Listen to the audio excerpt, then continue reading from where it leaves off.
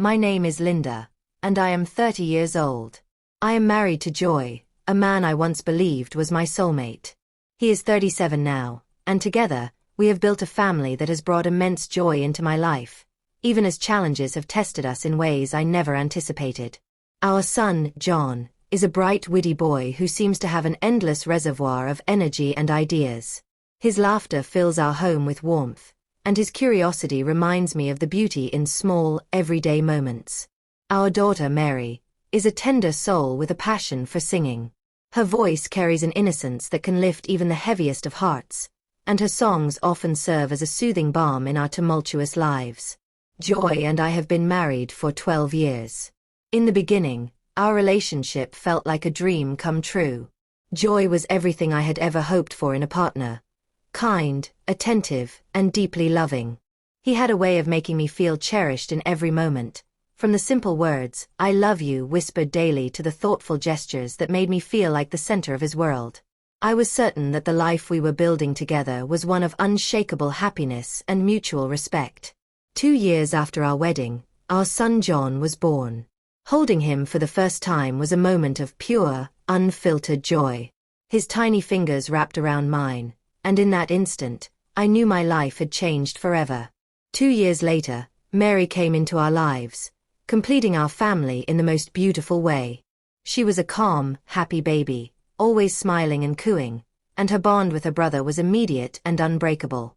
Those early years were filled with laughter, love, and the kind of chaos that only small children can bring.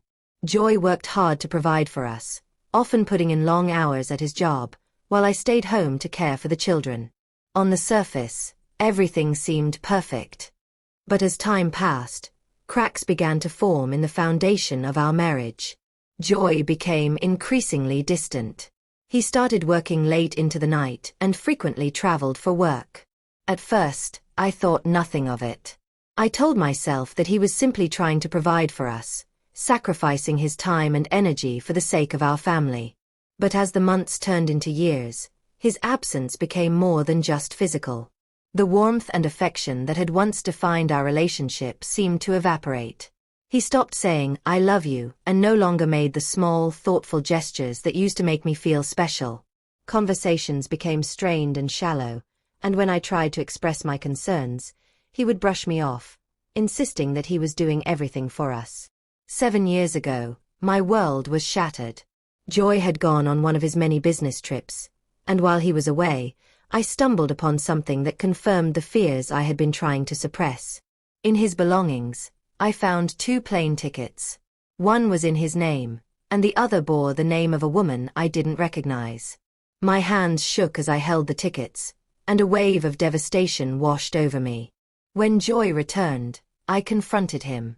I poured out my pain and confusion, demanding answers, but he dismissed my accusations. He claimed the woman was nobody, and accused me of overreacting. His cold, dismissive response broke something inside me. Despite my heartbreak, I chose to stay. I told myself it was for the sake of John and Mary, who deserved a stable home, but the truth was, I was also clinging to the hope that things might somehow go back to the way they were. As Joy continued to drift further away, I found myself feeling lonelier than ever.